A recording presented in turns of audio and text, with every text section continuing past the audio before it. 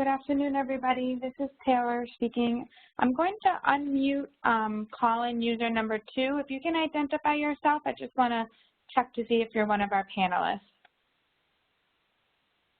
You are unmuted. Call-in user 2. Hi, I'm Jeanette Ackerman. Okay, great. Thank you so much for joining us.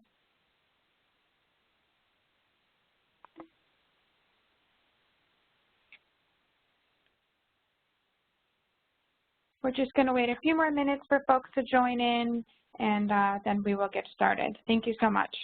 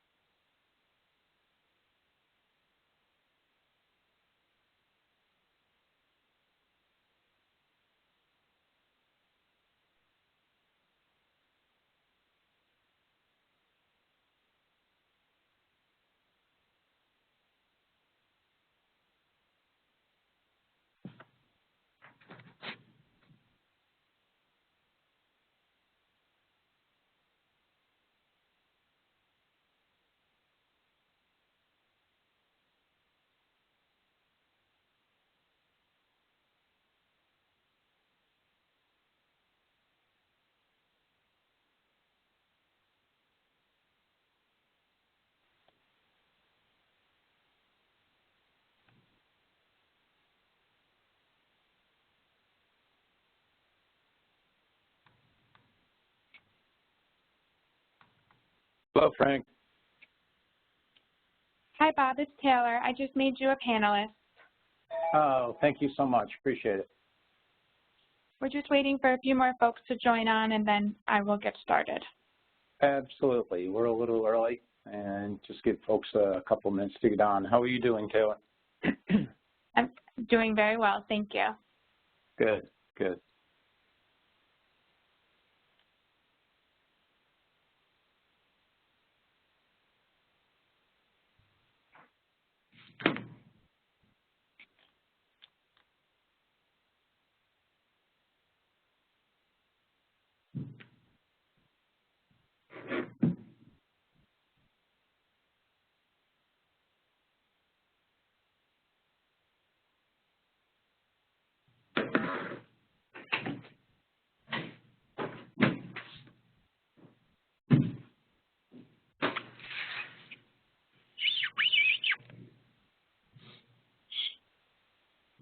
If you are a panelist, if you can keep yourself muted, that would be great. Thank you so much.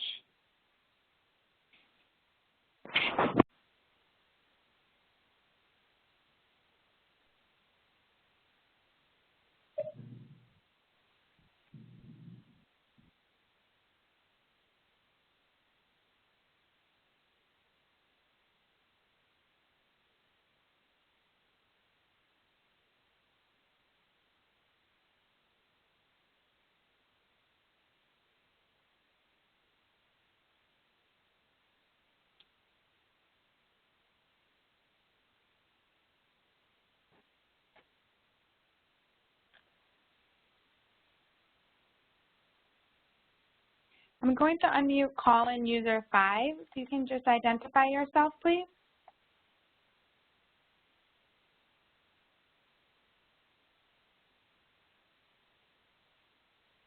Call-in user 5. Just want to make sure you're not one of our panelists. Thank you. How do you know what number you are in terms of call-in user? Oh, I can hear you, so if you don't mind just introducing yourself, I think I know who it is. Okay, it's Brigitte Fortune. Hi, great. Thank you so much for joining us. I want to lunch and learn. Sounds good. I'm going to go ahead and mute you. Thank you again for joining us.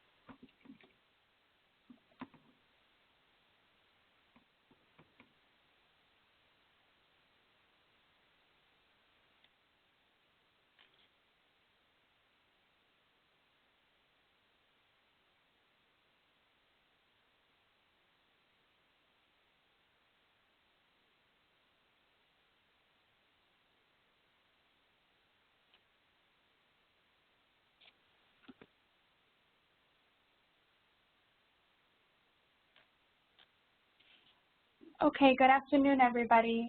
Again, this is Taylor Alfred. I'm speaking. I want to introduce you and welcome you to the 4th Lunch and Learn webinar event. Before we get started, I'm going to turn it over to Director and Deputy Commissioner Robert Macarone for some opening remarks. Thank you, Taylor, and good afternoon, everyone. I'm really pleased that you were able to join us at our 4th Lunch and Learn series. This is one on the subject of virtual meetings. Before I start and the program commences, I just want to thank all of you for your continued work over these months. I hope all is well with you and your families and your staff, and that you're continuing to take precautions to guard against the COVID-19 virus. I think New York State's doing pretty well as I look across the nation, and it's important that I think we steer the course, stay the course, and continue to take these precautions to guard the health and safety of each of us and our families and our staff. So thank you for doing that. I think the series that we're providing is really very helpful. We've really moved to a virtual environment. How far we've come from March 15th. I don't think any of us envisioned that 6 months later, on October 14th, we would be still working largely from our homes and largely taking these precautions. But this will come to an end if we steer the course, and I look forward to the day when we can again join in the communities and at DCJS for training opportunities like this. In the meantime, I want to commend the staff for getting together and continue to organize these programs. Last weekend, I received a transmission from Peace Prince. It's a program that we don't fund in Erie County, but that does a great job. They were utilizing the Ready, Set, Work curriculum, our Offender Workforce Development Specialist program, developed and based on the NIC curriculum here in New York State. Frank Cangiano heads that up in the very unit at DCJS. And it's the Ready, Set, Work program. And they graduated 6 graduates within the jail setting. The superintendent was there to oversee that. So even in these difficult times, we can deliver effective programming. The week before that, we learned that a number of people, 6 or 8 individuals, graduated from the cognitive behavioral program offered in the Kings County Reentry Task Force. So progress is being made in many different venues, and I applaud all of the work that each of you are doing, and I look forward to a great presentation today. Thank you, Taylor.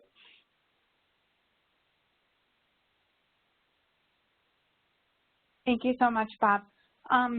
Again, everyone, I want to welcome you to the 4th Lunch and Learn series. My name is Taylor Alfred. I'm a Community Corrections Rep 2 in the Office of Probation and Correctional Alternative. I'm going to be presenting today with my colleague, Frank Cangiano, a Corrections Rep 2 in the Office of Probation and Correctional Alternatives. Before we get started, I wanted to acknowledge some guest speakers we're going to have today. You're going to hear from them later in the program. We have Randy Rothschild, Senior Director of Court Advocacy and Community Outreach from the Fortune Society. We have Marlene Clark, Onondaga County Reentry Task Force Coordinator, as well as Barbara Lambros, Westchester County Reentry Task Force Coordinator. We are going to have a question and answer period at the end of this presentation. However, if you do think of a question that you would like to ask, feel free to type the question in the Q&A chat box, which should be available on the right-hand side of your screen. If you have any technical issues, please utilize the chat feature, and you can chat either myself, Taylor, Frank, or any of the panelists, and we will troubleshoot as best as we can. Before we get started with the actual presentation, I wanted to take this opportunity to do an icebreaker. Now, we know we're still in this virtual environment and we're not seeing folks face-to-face, but it's still important to start your meetings with some sort of activity or engaging to kind of fit that small talk that we used to have. So I'm going to ask the question, if you could travel anywhere right now, where would it be?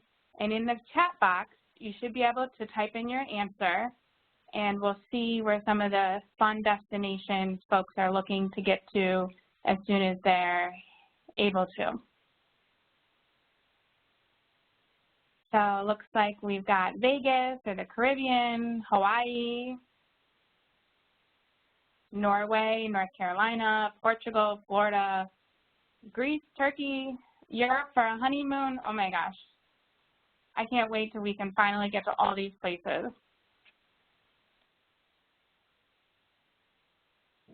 Thank you guys so much. So at the end of this Lunch and Learn event, as a participant, you should be able to discuss and learn some of the common meetings that are taking place among the community corrections programs and all the popular audio and video platforms that are being used at the moment. You will hopefully take away be familiar with techniques for hosting these meetings and how to set up these meetings remotely, and you should be able to identify one or more icebreaker to use for this virtual meeting. Throughout our community corrections portfolio here at DCJS, there's multiple types of meetings. There's bi-monthly meetings, there's administration meetings, there's cognitive behavioral intervention groups, ready, set, work groups, unit meetings, team meetings. And we want to make sure that when we're setting up a meeting or a group or a conference or a training event, that you remember who your audiences are, what goals are you trying to accomplish, and what platform might be best suited for the particular event you're hosting. So this is a list of all the popular video and audio platforms that are out there at the moment. You probably used one, if not all, of these platforms. I just encourage you to take a look at the list when you're hosting your meeting, when you're prepping for this meeting or event, and you determine which platform best suits the type of event you're looking for. You want to review all the security features with your counsel or your legal staff. You want to review any costs that might be associated not only for the host but also for the participant. And I want to encourage you to check out their website because there's a lot of really great information available on each of their websites. Not only security features, but also a lot of how-to guides.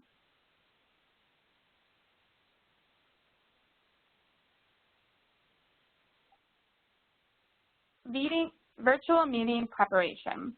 I'm going to give some helpful tips that should help you when you're setting up the meeting on your own. I always suggest that people require a password to join a meeting or enable some sort of waiting room or lobby feature when you are setting up the meeting. This just ensures that the right people are joining the meeting and you don't have anybody joining your meeting that's not supposed to be there.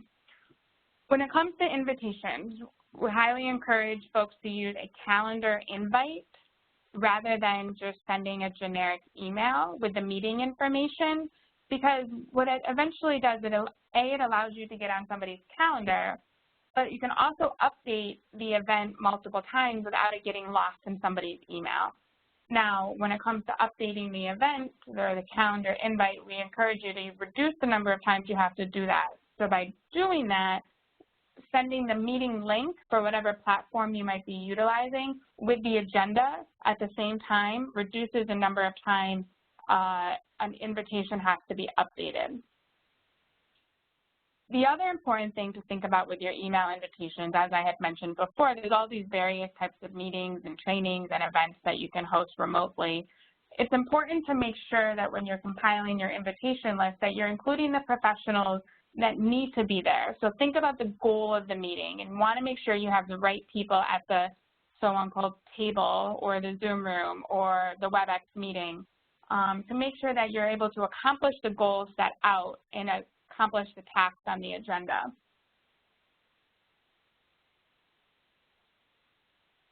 It's important to also remember that, you know, not always having the largest meeting is the best thing. You want to make sure that the right people are at the table, like I mentioned, but whether or not there's enough representation, maybe you need to invite someone into the next meeting and just be conscious of that because larger meetings do get a little harder to manage whether they're in person or remote, so you want to just be conscious of that size.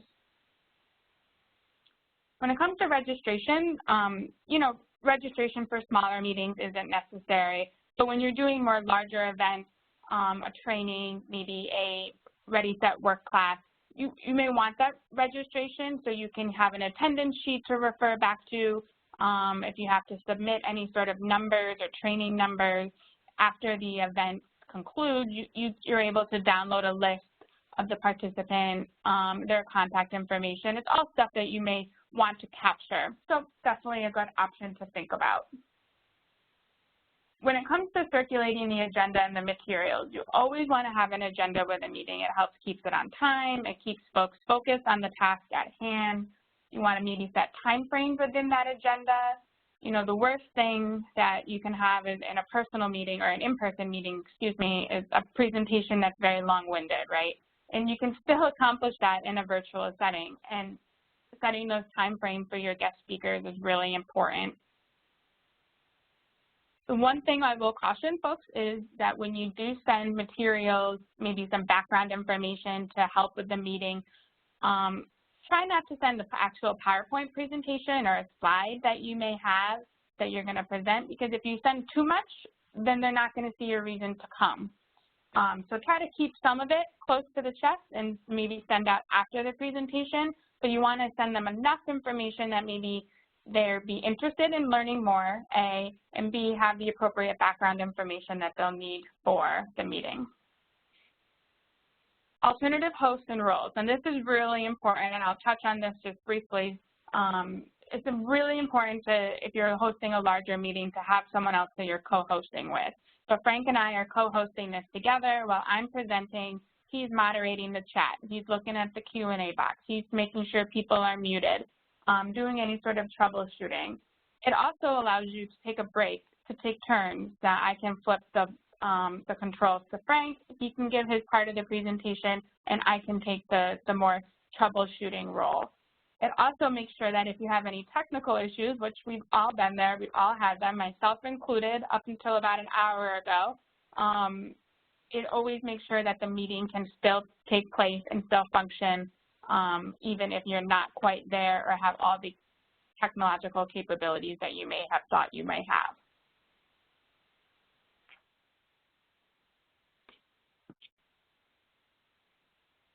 So at this point, I'm going to turn the presentation over to Frank, and he's going to discuss how to start and host the virtual meeting. Thank you very much, Taylor, and welcome everyone to our fourth Lunch and Learn webinar in this series. Effectively starting and hosting a virtual meeting. I'm not sure if most, if not all of you have hosted or conducted virtual meetings during the COVID-19 pandemic. But some of the things that you really have to consider include testing the technology ahead of time, allowing small talk before the start of the meeting, having a welcome screen, sticking to basics, sharing screens and files, remembering to breathe, and asking for questions and feedback. So testing technology ahead of time. Always give yourselves plenty of time to start the meeting ahead of time.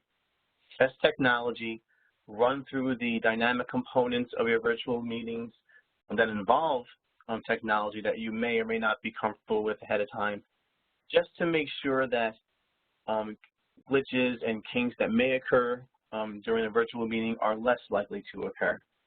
No one is saying that they still won't occur, but at least if you test out technology and you practice, you'll be better prepared if and when they do.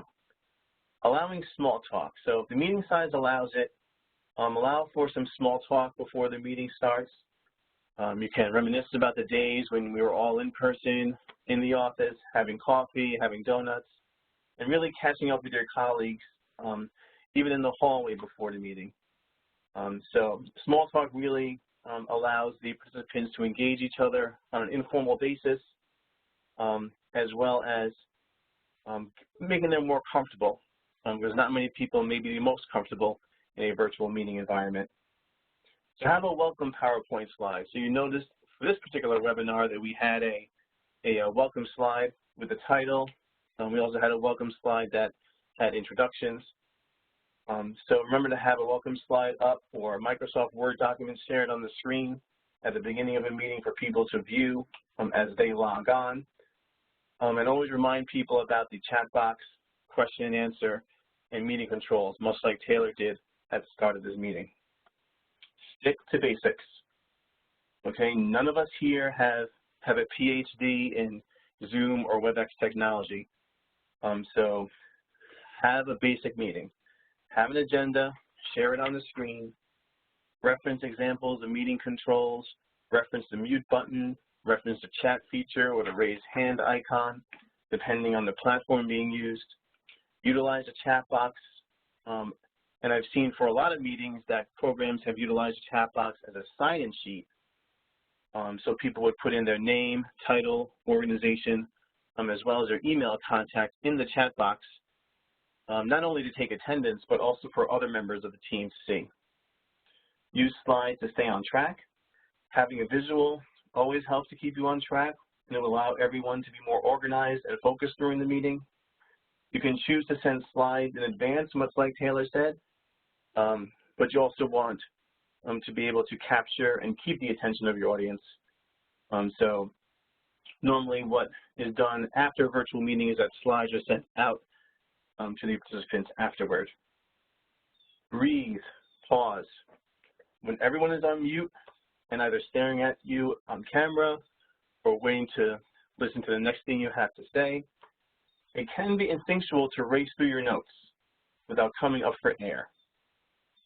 But I hope that as you can observe from the way that I'm speaking that the virtual environment, it's really more important now, more than ever, to slow down, pause often, to ensure that people are gaining the information, and also to allow people to jump in if they have a question or if they have any feedback.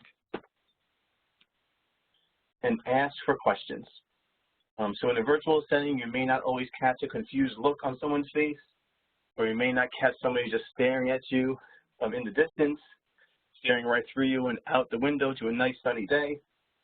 So intentionally ask your participants, what questions do you have for me? Do you have any questions for me? And one of the things that I always try to do during my virtual meetings is that when I ask participants to pose their questions, I give them time to type their questions. So I'm not rushing through and ending the meeting before people even have an opportunity to ask their questions in the chat box or in the Q&A box.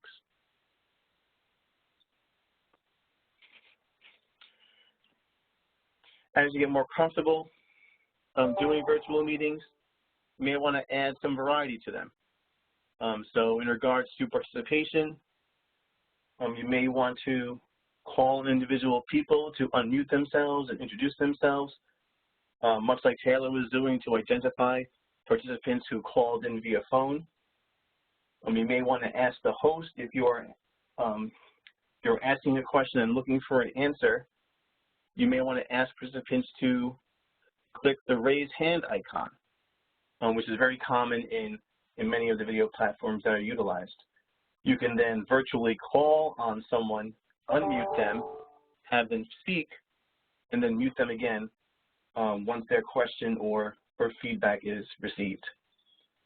So one example is what Taylor just did as far as having an icebreaker. Another example is if I ask our manager, Michelle Clark, regarding a particular program, can you provide feedback for us? Michelle, and please raise your hand if you're able to. Michelle will be able to raise her hand virtually on the WebEx training platform, and I'd be able to unmute her for her to be able to speak. I raised it first. See, Michelle raised it, and because I was speaking, I was not closely monitoring. So that's one of the things you have to consider working as a team. So thank you very much, Michelle, for raising your hand. Icebreakers. Taylor talked about icebreakers.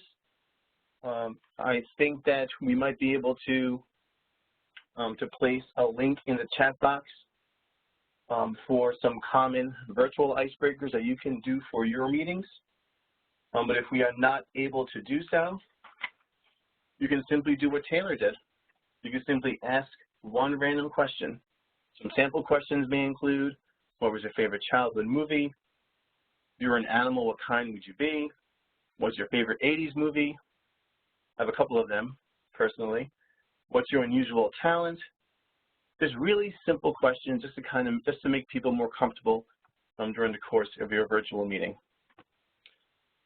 Another thing that I have seen in virtual meetings, and I've actually practiced, is use of polls. Polling can be very helpful in engaging the percentage of people, percentage of participants who either did something or didn't do something, or it can also test on individuals' experience. You can send out polls really for anything during the course of a virtual meeting. So I am going to send the poll right now, and hopefully it will work.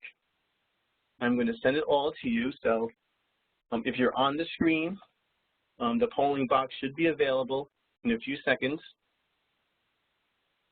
So now you should be able to see the poll. And if you are just calling in, the question that I have asked is select one of the technical issues that you have faced in a virtual meeting. So one answer is unable to unmute myself, can't sign on, my pet appeared on my screen, and talked when I thought I was muted. So we have people filling out the survey or a poll right now. So I'll give people about 10 or 20 more seconds. And what's really great about giving out polls like this is that you can see the percentage of people who haven't started the poll. You can see who's in progress of taking a poll, and you can also see who finished the poll. So right now I see that 70% of people have finished the poll, 27% of people on this call have not started the poll, and 2% of people are in progress. And despite the fact that a poll, generally speaking, can be open for 5 minutes under WebEx training, I, as the presenter, have the ability to close the poll at any time to see the results. So I'm going to close the poll now. And when I click close the poll, it allows people another 20 seconds to submit their responses. So we can wait through that.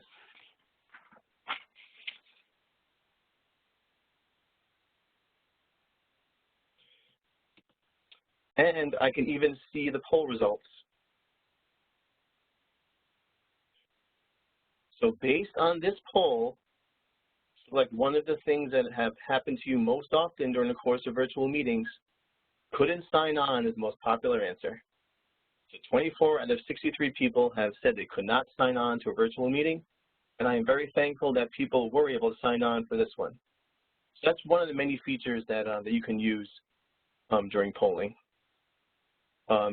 One issue that people may have is not being able to see the poll, so it's really important as a presenter for a virtual meeting just to go over some polling features. If you're training staff on how to use polls, take some time to go through how to do that.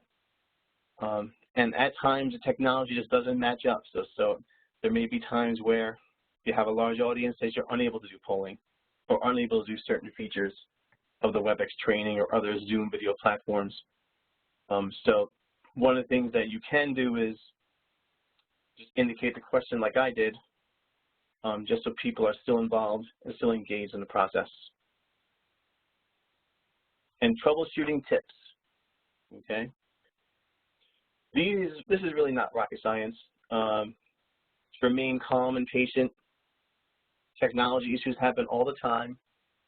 It happens.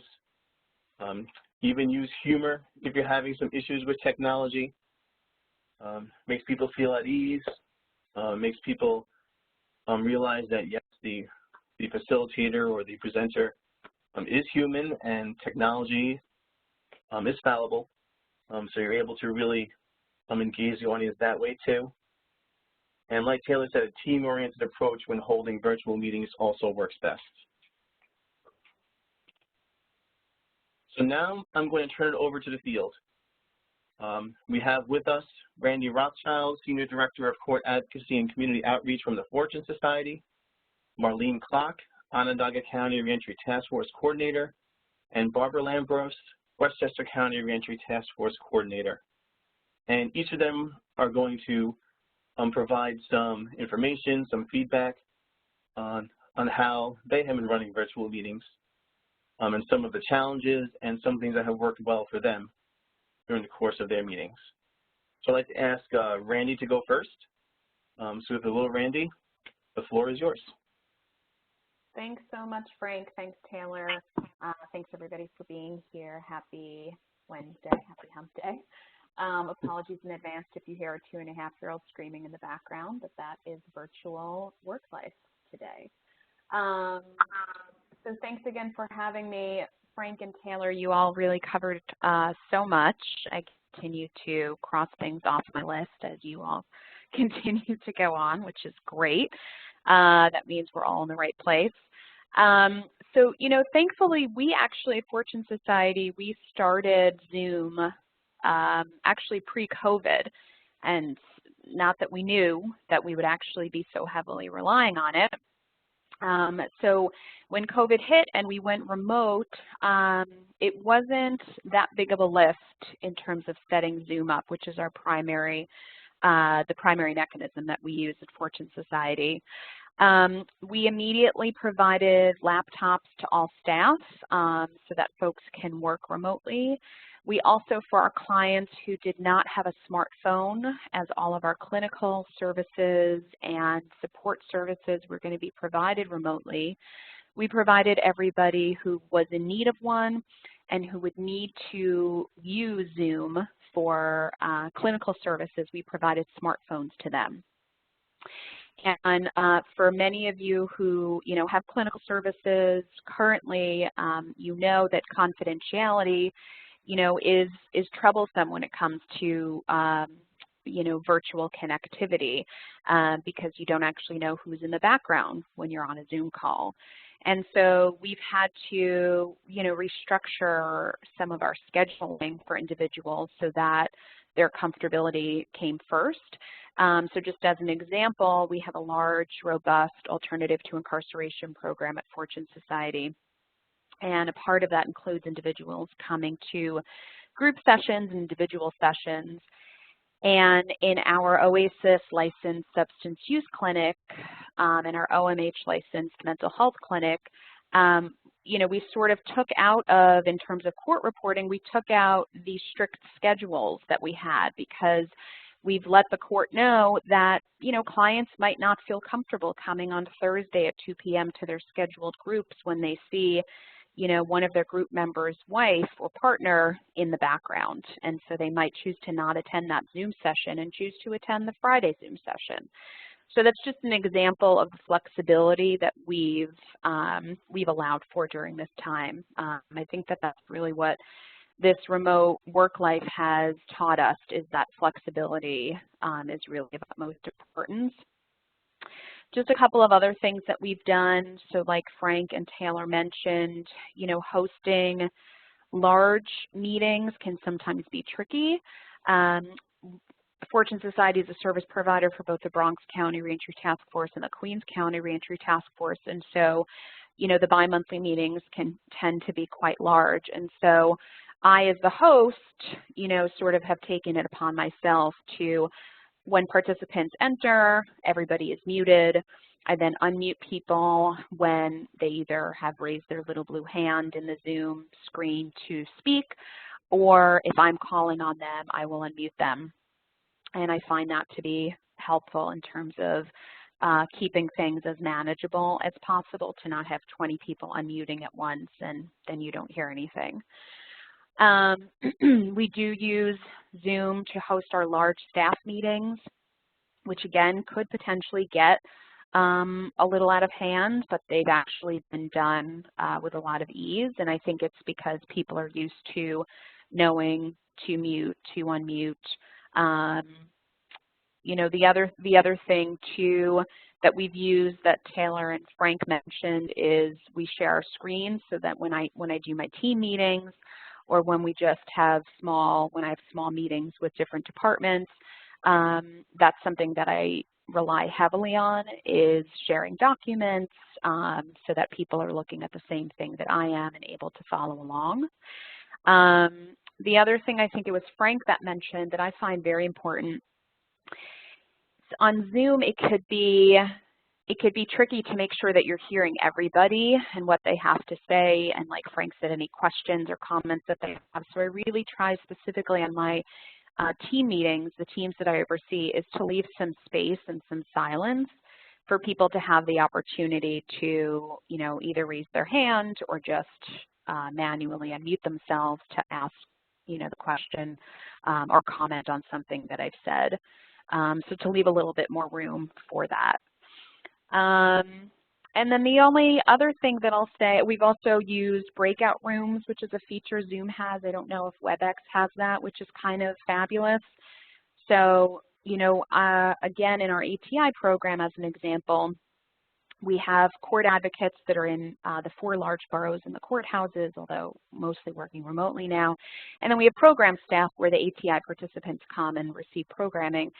And it's sometimes, you know, difficult to get those 2 groups together. And so pre-COVID, we created a case conferencing forum for them to get together. And we're going to do that over Zoom too. So the idea is going to be that, you know, whoever needs to discuss specific cases could be sent out into breakout rooms so that it, you know, Joe Smith's case is not being discussed in front of 50 people. And then the only last thing I'll say, and then I'll let the other presenters go, is we've actually found, surprisingly, or maybe not so surprisingly, that engagement in clinical services has actually gone up, you know, during remote time. And I think that's, you know, might just be because of the flexibility of not having to travel. You know, our population, a lot of them are undomiciled. A lot of them don't have the means, even though we provide them with Metro cards, to get to the office. This allows them to not have to leave their home and to be able to join us from wherever they are. So I'm sure that's a large part of it, but we're thankful for that. So thanks so much, Frank and Taylor, for having me, and looking forward to hearing any questions you all might have. Thanks.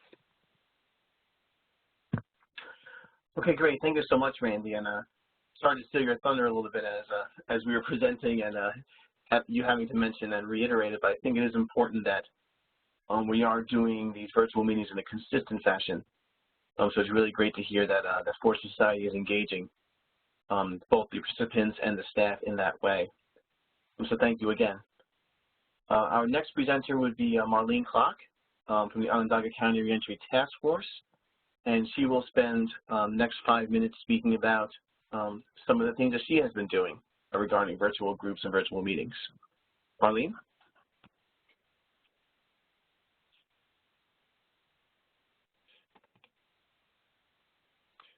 Marlene, as a panelist, you're able to unmute yourself to be able to speak. Again, virtual technology. Here we are. Can you hear me all? I can hear you perfectly, Marlene. Okay, great, great. I'm probably the least technologically savvy to be on this call, but I will speak a bit to the questions that were asked of me to speak to, and we'll go from there. Apprehensions, I probably had the minimalist exposure to platforms and a complete aversion to technology. However, I'm grateful that I was thrown into it, because had I not been, I wouldn't have learned anything, and it is where we all have to be this time. I've learned that you just kind of roll and you humbly admit it when things aren't going the way they're supposed to. Expect irritants and interruptions and learn from them. Then the unique features that I personally have incorporated into the way I do Ready, Set, Work are I married Ready, Set, Work with Zoom and Google Classroom. Google Classroom was a lot of fun to learn, actually. It allows me to put all of the content and material used with Ready, Set, Work onto the Classroom site to ask comprehensive questions, resumes, linkages. It allows me to do resumes and use Google Documents. It's a way for me to house all the curriculum and handouts. Folks work on their own. They work at their own pace. They usually have until the next time we meet to have the work done. It seems to be working wonderfully. Best practices, tutorials. I've spent hours and hours watching tutorials. I'm a visual learner and it works for me. Breakout rooms, all the bells and whistles associated with Zoom. I had to learn, and I'm still learning. Much of what Taylor and Frank have already spoken to, I have learned or have not learned, and I made copious notes as to what I wouldn't know. Ways that I've collaborated with community partners, this has been good. This has been real good for Onondaga County as a whole. Many folks are not at their sites, and we need their services, so we had to reach out and come up with something. So one of the partnerships I have is with CNY Works, the local one-stop, and we married our Ready, Set, Work calendar to theirs. It includes registering, and then it also includes an introduction and the ability to use their metrics learning system, which is an internet-based distance learning platform, and it provides the ability to investigate and learn new career pathways. It also houses over 6,000 trainings for various jobs.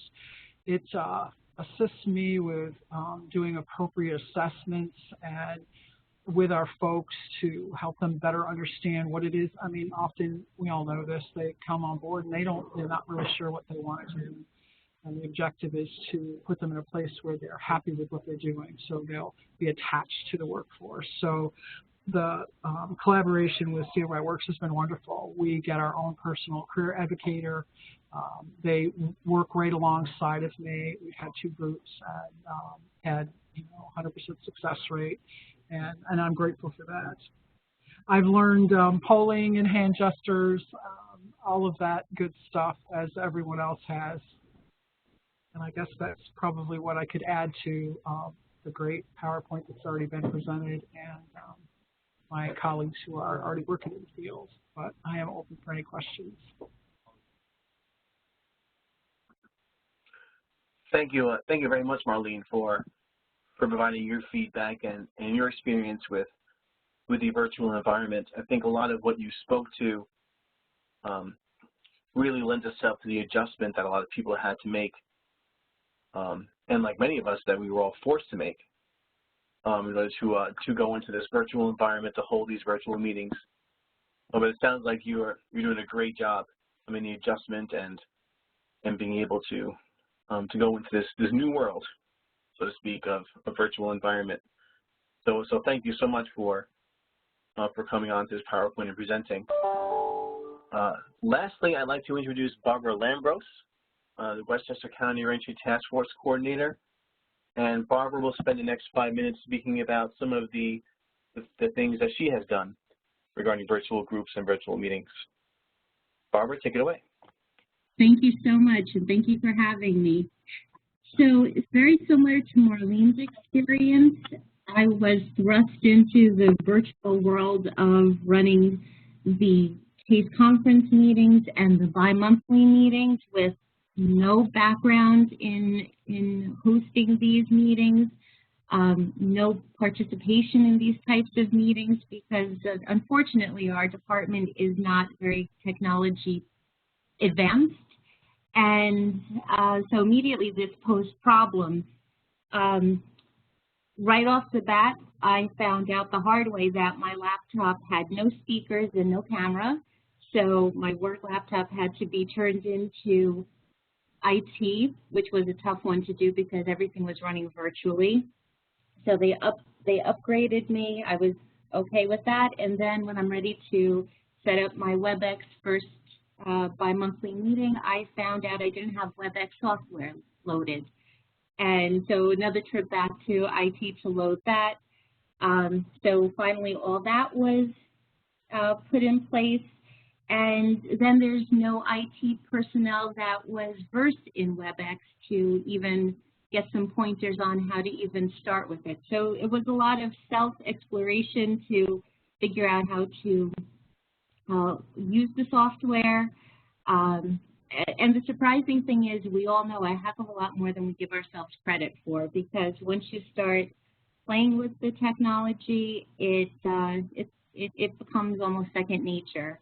My preference has always been to interact live with people. I've always preferred a phone call to an email or a text because unless it's a quick, short answer, it's nice to have a fuller explanation of what's going on with certain things. I've always preferred a live meeting to a conference call because body language and just a lot gets lost in the non-face-to-face. So having the virtual meetings is a nice alternative because you do, in many cases, when people do have cameras set up, you're able to have that piece in place. So those are all the challenges that I had to face getting things off the ground. The case conference meetings, I prefer to use WebEx. I have a smaller number of participants that make up my case conference committee, so I think that has worked extremely well. When it comes to the packets that we would get from parole, I could have the option of doing a screen share, but I've learned through other meetings that I've participated in, I prefer to have all my participants in the meeting not be restricted to me having things on the screen, because the thing I've always appreciated about my case conference committee members is everybody comes from different disciplines, so they'll flip through packets that we receive from parole and zone in on their areas of expertise and bring out information for us to think about and discuss that if it were on a screen share, I don't think my members would be as apt to print or even scroll through. They would rely on the information on the screen, which would limit them to what I present at a time. So I found that has been helpful, just to allow us to have the face-to-face during the meeting and save that screen not for the information share, but have my participants go through their own packets. With the bi-monthly meetings, I've predominantly been using WebEx. Last meeting that I held was a Zoom meeting, which also led to a very interesting last-minute scramble to find out my department does not have a subscription to Zoom. So I set up my own subscription only to find out that it has a 45-minute max time if you don't pay for the subscription. And then finally found somebody in my department, the commissioner, that had his own personal account, so I was able to use Zoom.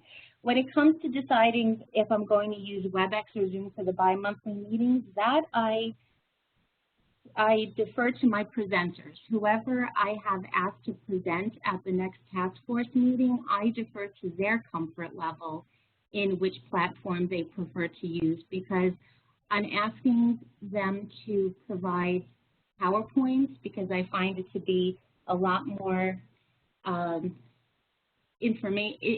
lot more useful for the participants, because everybody has different learning styles. People have stronger visual learning styles. Some have stronger auditory. So having that person explain the PowerPoint while the PowerPoint is on the screen, I'm pretty much targeting all the learning styles of my participants on the meeting, and I really want the meetings to be as informative and as beneficial as possible, because people are taking time out of their busy schedules to participate in these meetings. So again, I defer to my presenters' comfort level on which platform they use, because it's my meeting. I've got to adjust to their needs. If I held strong to a certain platform and my presenter is not comfortable, then I don't know how things are going to turn out during the meeting, and I want it to be as successful as possible and as seamless and problem-free as possible. Both allow you to do the share screen, so with the bi-monthly meetings, I can hand over control to co-hosts, and that's worked very well with the PowerPoint going through each of the pages.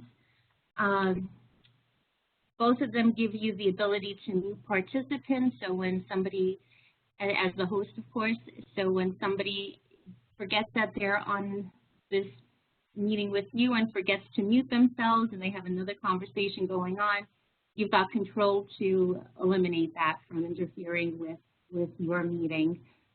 Both of them have the participants chat feature, so that's always been extremely helpful because you've got the ability to have a participant put out information to the entire participant group or just to you as the host, or even just to another member within the group.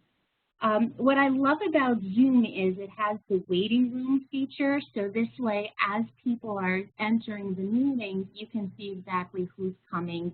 You just have to not get too engrossed in the meeting itself and forget about your participants sitting in the waiting room because they cannot enter until you let them in. WebEx has a nice feature too when it comes to participants entering the meeting. That's automatic, but prior to the meeting starting, the setup allows the host to either have people enter the meeting with a beep notification or default to have the participant's name announced.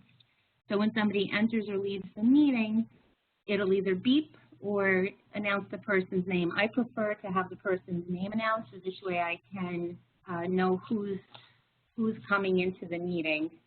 So that's been working out very well.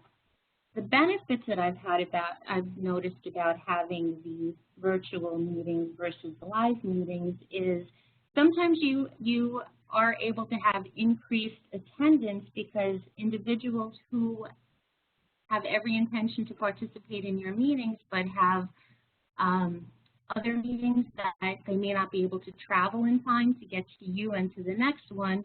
Virtual, you're just sitting and you log on to the next meeting, so that works out well. Also, when you have people like our Albany friends, I've noticed that I've had the pleasure of having them participate in these meetings because they don't have to travel hours to get to our county, so that's been a pleasure.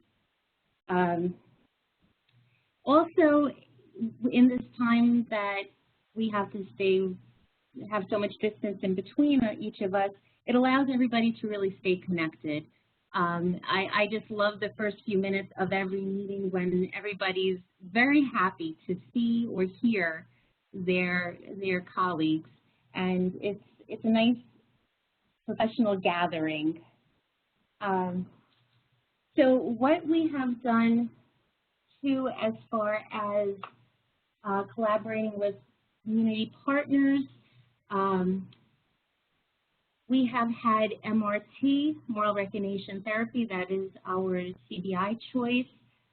That, along with anger management and domestic violence, has been running seamlessly with Zoom as the platform. We've also been very fortunate to have employment trainings and credentialing webinars also through Zoom, and that has been through several of our different employment counterpart agencies. And then even for our reentry intakes, we've done a lot of telephonic work, but also for the our clients who have Zoom on their phone, or we can assist them to get that on their cell phones, their smartphones. We've been able to do intakes that way, so that's led a lot more of a personal touch to a little bit more personal situation going on right now. So that pretty much covers everything that we've been doing in Westchester County. It was very helpful to learn something new. I did the polling piece, so now I've got a new little thing to tinker with and see how I can incorporate that into our meetings going forward, because I think that just adds another layer of interest. And so my words of encouragement to everybody is be insistent. If you don't have something or you don't know something, insist that you do, or insist that you get your hands on it, and be persistent, because this is where we're at, and technology is definitely conquerable. Thank you so much, Barbara, for those words. And I think what you're really speaking to is gauging both the participants as well as your partnering agencies, and almost like meeting both where they are. Yeah. I like how you you indicated that you want to make sure that the presenter themselves are comfortable with the technology too. So thank you very much for those words. And just in the interest of time, I want to make sure that we're able to move on with this Lunch and Learn webinar and allow people to have any questions at the end. So thank you so much for what's happening in Westchester County. So now, I also want to thank the three requesters who took the time out of their schedules to be with us today. And Taylor is going to close out this particular webinar with some helpful information.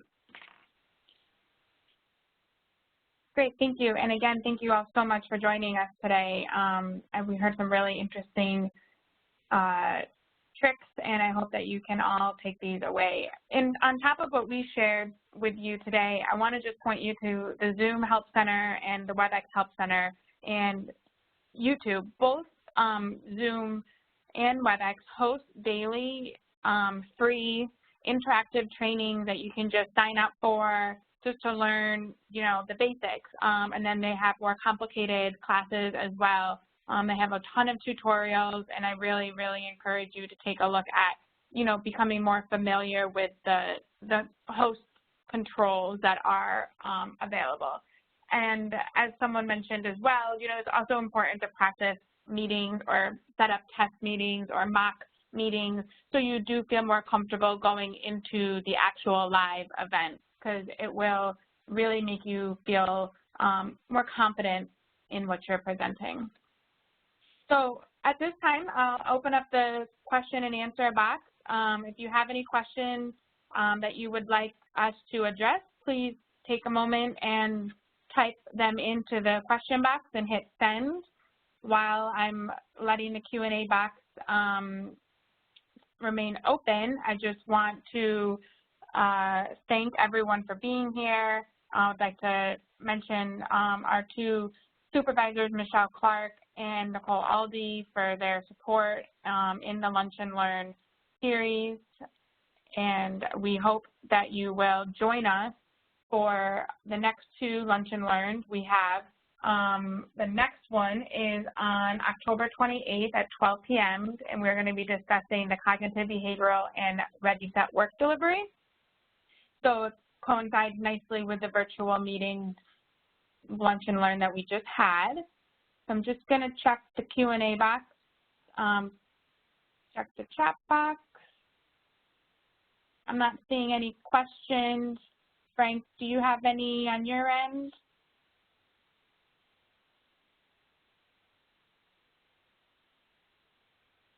I don't see any questions on my end. I don't see anything in the chat. And like it has been mentioned before, just practice and practice with this technology, and you will get better at it. So great. Well, I want to thank you all so much for joining us today. We hope you found the information valuable and applicable to your everyday work. Please tune in for the next Lunch and Learn series, as I mentioned, which is next Wednesday, the 28th at 12 p.m. And we hope you all stay safe and healthy and have a great day. Thank you so much.